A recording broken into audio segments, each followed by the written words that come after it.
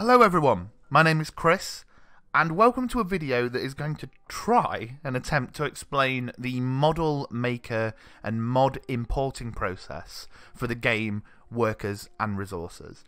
Now, first off, by no means am I the most expert at all the various intricacies of this process, but I have found that it is a overly complicated process for people who are used to games like City Skylines, where importing the game literally is as easy as bringing it into the model importer. There is a little bit more surrounding this process, which I feel needs to be explained. This video is going to have an assumption that you know how to use programs such as Blender that you're seeing right now, and you know all about texture files and all that stuff. If you are a complete beginner, then I would recommend that there are so many amazing tutorials on how to use Blender to create models, starting somewhere else, because I definitely feel I'm not qualified enough to do a Blender tutorial. And then, hopefully, coming to this video to watch it, we'll dive straight in. So, Workers and Resources imports models that are 3D objects. If I just go into this, this is a Fjordska, one of my latest housing blocks. It has to have things exported as 3D objects, and these have to be the faces themselves have to be triangulated. So that's the first thing. If you are someone like me who's come from City Skylines, your models have to be triangulated. The other thing that Workers and Resources does, which is a little bit irritating, is that it reads and puts your model in-game in reverse. Okay, so it doesn't necessarily matter for this Fjordska right here, but if you've got something and you've got a sign on it, you need to you need to flip your model before you export it, because otherwise it's going to be backwards.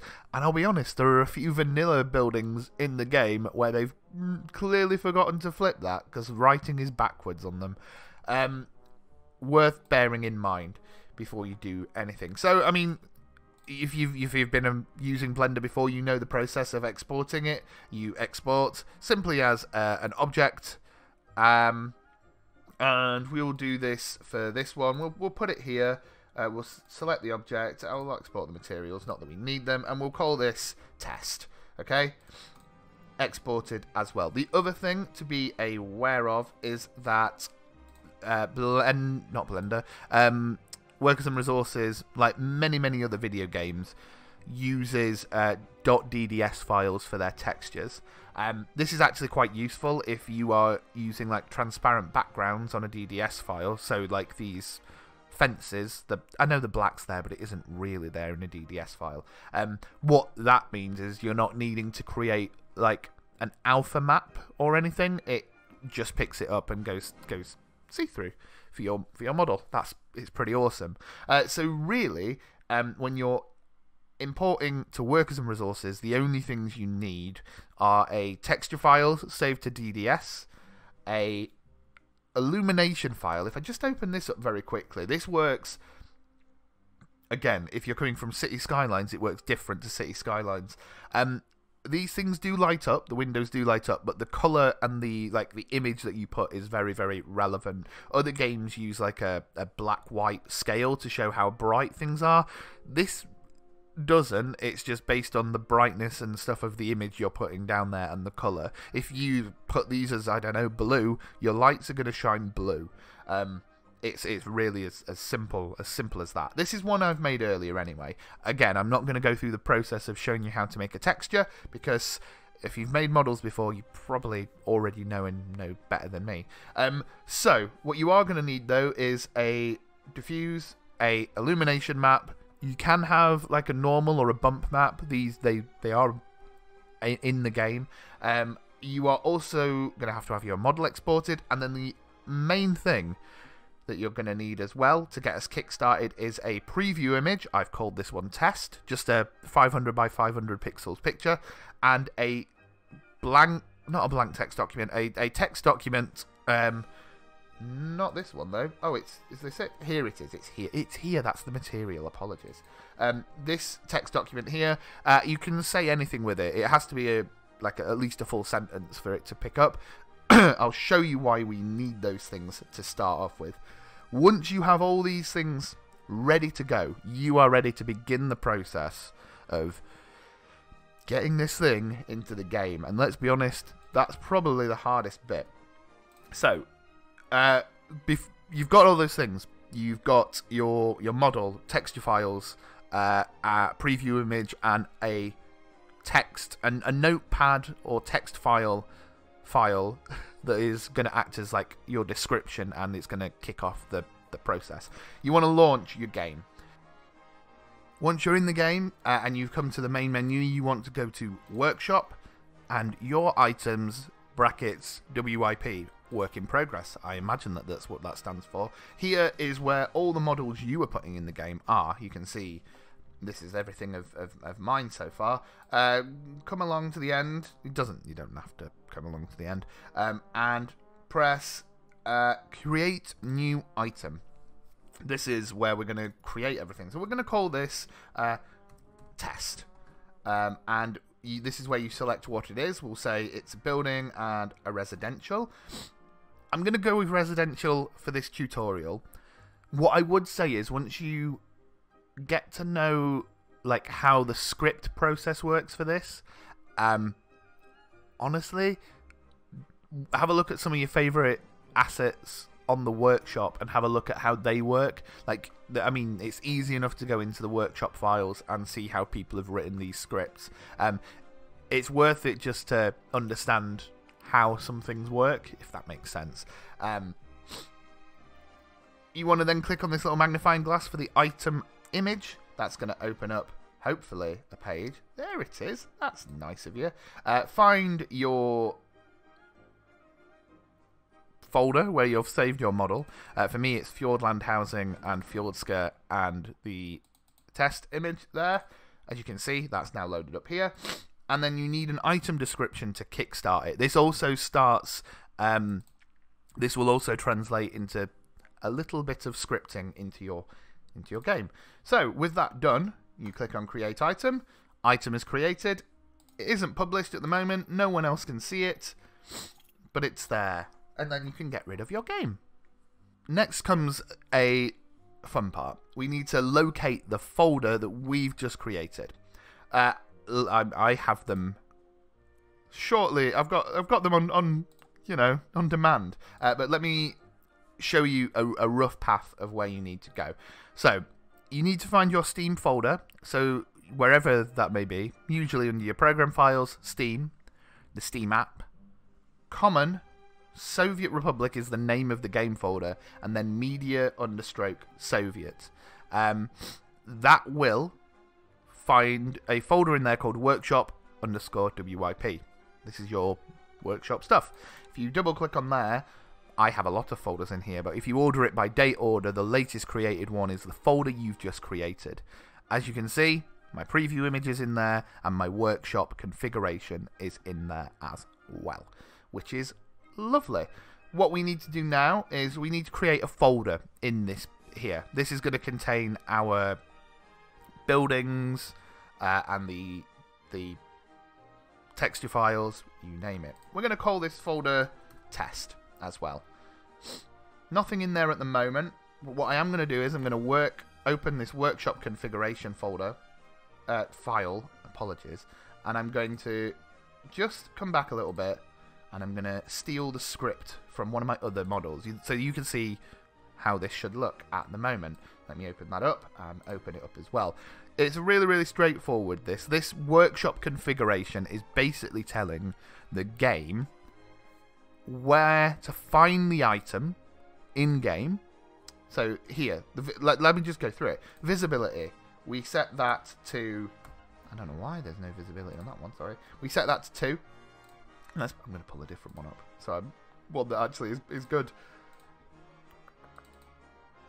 There we go, Hammer and Sickle Monument. You're actually in the game, so that works. And it's a monument, it's slightly different. Yes, visibility set to 2. That basically just turns the visibility of the thing on in the game. Then we also need this here, object building. This is telling the game where to look for the building. In this case, it's going to look in that folder we just created called test. It's very important that I try to avoid capital letters because I don't think it's a bit dodgy on how it works. I also avoid spacing because spacing sends this game really whoppy in your like script writing here. So if you can keep it to one word, you're doing well. The other thing to be aware of is this, the item description. That will, if you were to upload your building to Steam, to the workshop, that is the description that will come up. You don't have to edit that there. You can always edit it in Steam afterwards if you want to write a description.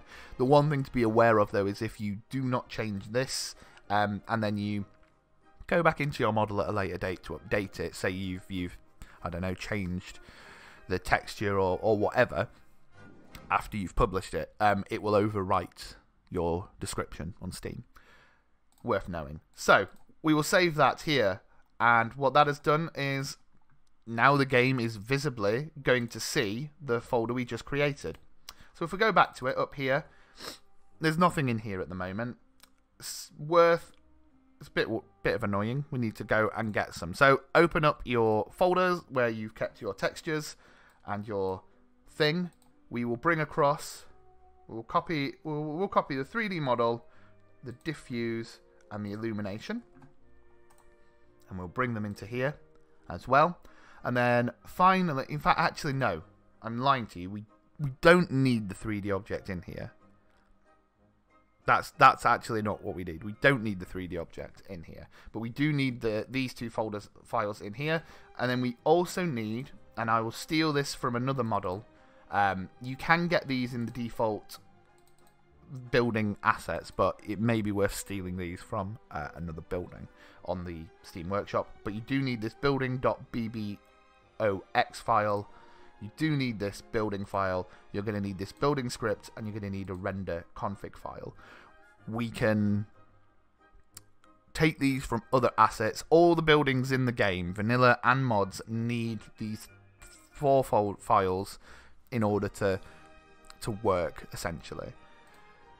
So we'll copy them across in here as well. Let me just explain a little bit about what these are. The building.bbox and the building.fire are, I'll be honest, not sure what they are, but they are integral to the building working. If you do not have these, the building just won't build in the game. It just won't work. The render config and the building file are things we can edit. These are your 2 scripts. The render config file is how the model itself is going to read the texture, and the building config is the script for the building in game. How does it function in the game itself? We can change all these in a second. What we will do now, though, with these in here and with an idea of where the 3D object is, I'm going to copy this file path. We're going to go into Model Viewer. I have a shortcut for it, but that's not always going to be useful. So if I show you the path of where it is, it might be worth, if you're doing a lot of model importing, save a shortcut to your desktop. But if you go back to the Soviet Republic folder, same path as we said before, Model Viewer is there. Model Viewer can be a little bit annoying sometimes, and sometimes just not work. But we'll find out today what mood it's in, shan't we? So, Model Viewer opens up, and if it's worked for you the first time, great. There's been a cut here in my edit because it did not work for me. Model Viewer is honestly not the most intuitive thing. But the first thing you're going to want to do, let's just drop this down to a building, unless you're importing a vehicle, of course. And this is your basic thing. We want to go to import an OBJ file. And we know where our model is saved. It's saved under this heading here. It's called test. Let's click it and let's open it.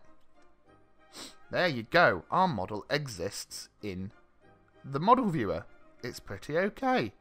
What you want to do now is you want to save that as an NMF file. Again, here you're going to want to save it in the folder that we've just created in the games mod thing. Like so. We will call this, in fact, before I do, one step I forgot to suggest, and this one is very important.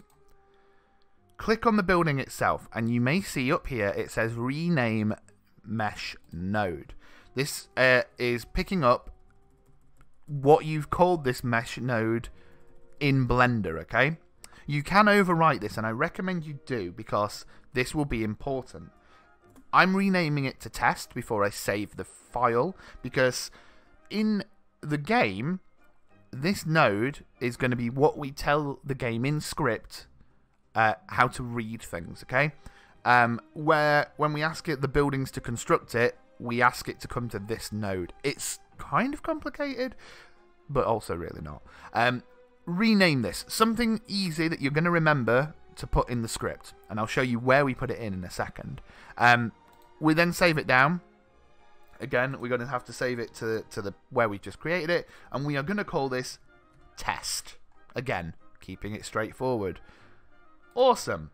Next job, we want to create a new material. Literally, click on new material. Before we can do anything, before we can place any diffuse or anything, we have to save that. You can't do anything on it before saving it, so we'll call it test. We will have to overwrite this in a second once we've imported our texture. Once that's saved, it is as easy as going replace texture, loading up your texture file, and look at that! Look at that! Now this is a little bit on the bright side. The game has an awful habit of completely warping what your textures look like in terms of brightness. You are going to need to sit and play around with here with these. I've got some perfect settings for it already that I will show you in a second when we load up, because I've already uploaded this building into the game before, and the people at the modded Discord were very helpful in finding the perfect balance of what we needed here. But once you've got your texture here, you've got it setted how you like. Again, you're probably it's gonna be trial and error seeing this in game to see what you like about the texture. You can click save as again. One thing I would say is if you are using a normal map or a bump map, it's here where you can place that in as well. It combines the textures into your material files, which is really quite useful. We're going to save it anyway. Save, overwriting my test. What that has done, if I just show you the folder now, something to, again, be aware of here, wrong folder, Christopher, is we've got two things here. It's this one we need, but it's took that .mtl extension and added it to the texture file name, so we'll just delete the old one and delete .mtl, and that's there. If you open this up now, you can see these are the settings for your diffuse. I tell you what I am going to do very, very quickly. Let's find my other Fjordskas. Here they are. As if I practiced that. That was awesome. My material files here. And here is one I made earlier that looks alright. And we will put it. We're going to overwrite. There we go. Easy. Easy. There you go. So, with the main diffuse sorted, what we then need to do is think about how's it going to light up at night. Well, that's on your specular file. You replace that and you bring in your illumination map. You can't, I don't know if you can quite see. Let me bring up the brightness a little bit. There you go. I mean, we don't want the settings that high. You want them down at not that much at all, but that's brought in your file. The game reads things. It basically, I mean, it's like other games, but it swaps the texture. When it comes to nighttime, the building texture swaps. You need to have this, the base diffuse in there, otherwise when it comes to nighttime, If all you've got is the specular thing, it'll go invisible except for lights. You don't want that. But we're going to save this as test_e, just as a nice thing. And there we go. It is now saved. And we will now test it to see if it's in game. What I will say, first and foremost though, is before we do anything like that, we need to go back into the folders. We'll shut down these things here. And we need to set up this render config file. Now, we've created those textures and we now need to tell the game, hey game, this is what you need to read. We're telling it that the model can be found under this file, which is called test.nmf. We've just made that, haven't we? There it is. We want to tell it that the main material can be found under test.mtl, and we want to tell it that the nighttime texture, the lights, can be found under test_e. That's told it now what to do. Finally, before we do anything else, there's this building file here. I tell you what I am going to do. Forgive me. I'm going to find, no, the Fjordland. Here we go. I'm going to copy this one in because this is literally one I wrote earlier, and then I can explain how things work straight away.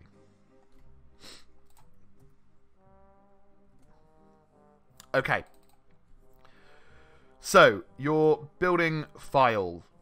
This is the script on how these things work in game. I'll keep it down like that. Some of this is quite self-explanatory. As I say, you will want to look at maybe some other buildings to get an idea of how this works for other buildings that you like. But it's relatively straightforward. Name_str is the name of the building in the game. What's it called? When people are looking at it in the mod thing, what is it going to be called? For this, we will call it test. Obviously. I'm not going to change these because I got them set perfectly, but you may want to copy these construction settings from another building that you like and then play around with it. What these are is how the game builds your building, what are the materials it needs, where do the vehicles go when they're building it.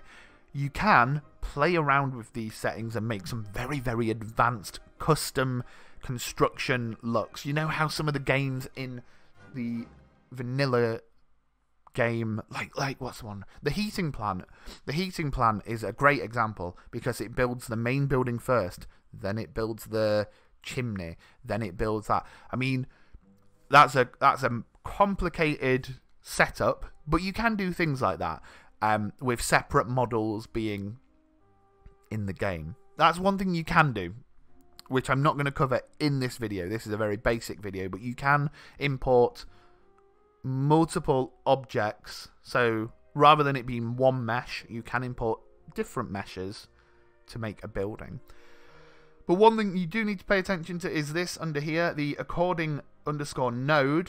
You'll remember we changed the mesh node in Model Viewer here to test. So we need to now change that in here to that, whatever that word was. Test in this case. Once you come down here, this type_whatever defines what the building is in game, how it will function. We want it as a living space because it's a residential building. Awesome. Quality_of_living. That little percentage of how good a quality of apartment is it. That's there. Your storage resource_transport passenger is how the population of that building. Purely in workers, not in terms of children and whoever else. This is how many workers can fit in your building. That was something I got wrong to begin with. But it's how many workers. The next thing you want to look at is how do pedestrians get in. These are coordinates based on the coordinates of the game. You can find these, incidentally, either by looking in Blender and finding the coordinates in Blender, or in the game, the model viewer itself, there is this here. If you drop down to point, I don't know if you can see it here, there is this god-awful thing here. where you can drag it to a certain coordinates, press red, and then when you come back out, if you go back out to your Soviet Republic folder and click on log, it opens up a web browser thing with some coordinates on it. I recommend you probably just use Blender to work out the coordinates here. It puts them here as your coordinates. But how it reads it, the furthest away coordinate is the one. So if you've got a path and you're wanting to face it away from the building, you want to put the furthest coordinate away from the building first. That's why here, look, this one is larger than that one. This is the one closest to the door. That one's the one farthest away. It just tells the arrow what direction it needs to go in. It always needs to be this one first. This is for my 2 doors. You can put road access if you're making places for like vehicle stuff. Again, I would recommend looking in the coordinate in the files themselves. And then of course this here, the text underscore caption, is if you want that funky writing to be placed on the top of your building, if that's an option you want.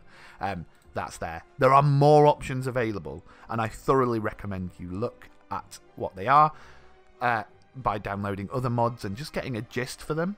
They're quite easy to work out once you understand what these all do. Once you're happy with that though, save it and let's see where it is in game. Once you are back in game, you are going to need to start a new game. Straightforward, enough to do. You are probably going to want to just do it on any old map. We'll go with a random map, and we're going to make it easy. Why not? But you are going to want the nighttime setting on, because if you are putting in a set of lights for the night, you're going to want to test to make sure that works. So we'll start a new game.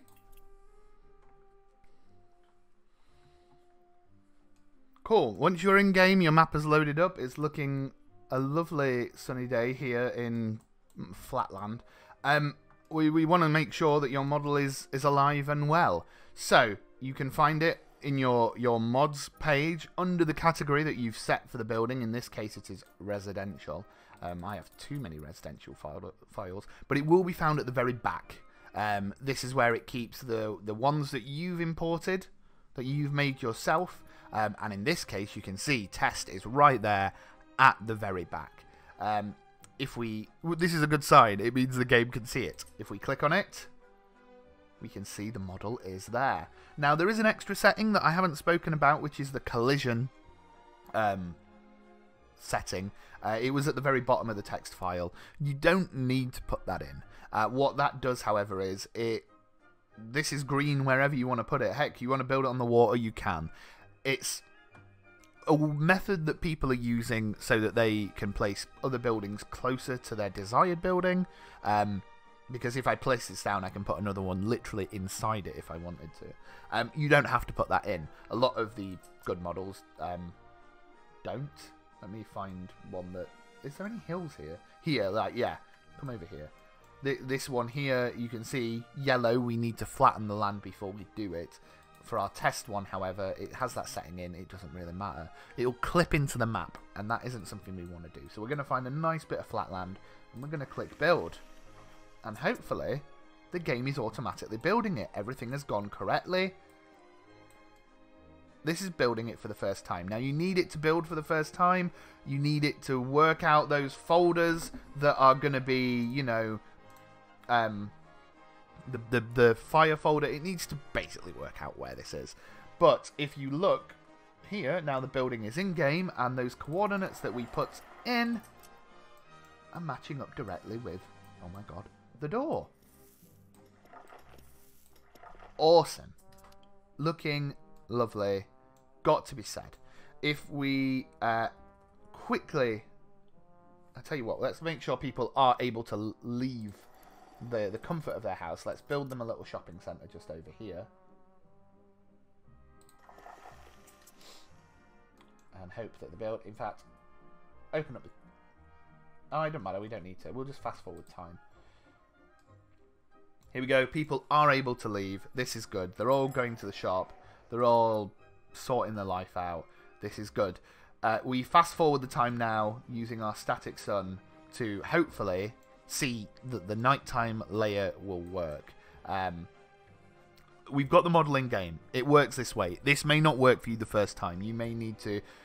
If it doesn't work, if for whatever reason you can't get it to build or whatever, it's in the script. It's always the script. There's a blinking pain in this game. What I would recommend, like I've said before, is look at the scripts that they used for the vanilla buildings, or for a particular mod or building that you've downloaded from the workshop that you really like. That is the best way to learn. There are so many little intricacies and things you can add to the model script that I would take so long to go through it. But have a look at how other buildings work. Have a look at all the different commands. Have a look at how they specialize in the resources. One of the things that this building has, if I take it off auto build, I've specified what resources you need in order to build it. That's in the script. You can do that as well yourself if for whatever reason you want a building to be made purely out of asphalt. You can do that. But I don't know why you would. The same goes for any of the other stuff as well. It's most straightforward on a residential building because literally all it needs is people living in it. Look at that, nighttime is here upon us. But once you get into things like your platforms, pubs, things that need more than just people coming and living in there, that's when you really need to take a look at the script, because if you're making like a train platform, you need to define where the train comes in. If you're building a fire station, you need to specify where the fire trucks live, that type of thing. It's worth looking at the script if that's what you're doing. It's most straightforward on a residential building, if I'm honest. But look, it's working. At night time, we've got lights. Let's have a quick little look around this building. Ah, beautiful, beautiful, beautiful. And that's pretty much it. It's as easy as that. Your model can exist in game. It can take a little bit of time to get used to how the scripting works. It can take a little bit of time to work out these bloody coordinates, I'll tell you that for sure. But once this works, once this is working in game, you can literally, once you're happy with it, once you think, hey, that was good, I like what I've made here, you can release it to the world. Put it on the Steam Workshop. We'll love it. We genuinely will love it. We're a nice bunch. To do so, once you're happy with it, you take... I know it says it's public. It's not. That's a lie. You go here, you make sure that it is selected to public, and you click Save Change, and it uploads it to your workshop. And that's it. That's it. You can then, if you've uploaded to Steam Workshop before, you know that's where you go in. You can add your photos there, add your descriptions there. But that's it. That's all you need to do. That's how you get a model in game. I hope this has been relatively informal and relatively explanatory. This is the model viewer that's the hardest bit, and the script. Once you get your head around that, then it's okay. I hope you like this. I hope you found it informative. If you do have questions, if your process of importing a model is not going according to plan, hit me up on Twitter or on Discord or wherever, or on this video's comment section. I'll happily send you my Discord details and we can have a chat, and I'll help you on how to make a model. But now you have this knowledge, go put something in the game. Go put that platinum bow that you've made in the game. I'm looking at you, Mace Demonis. Make something, and I look forward to seeing it. I really do. Thank you so much for watching. Good luck with your model making, and I'll see you in the next one.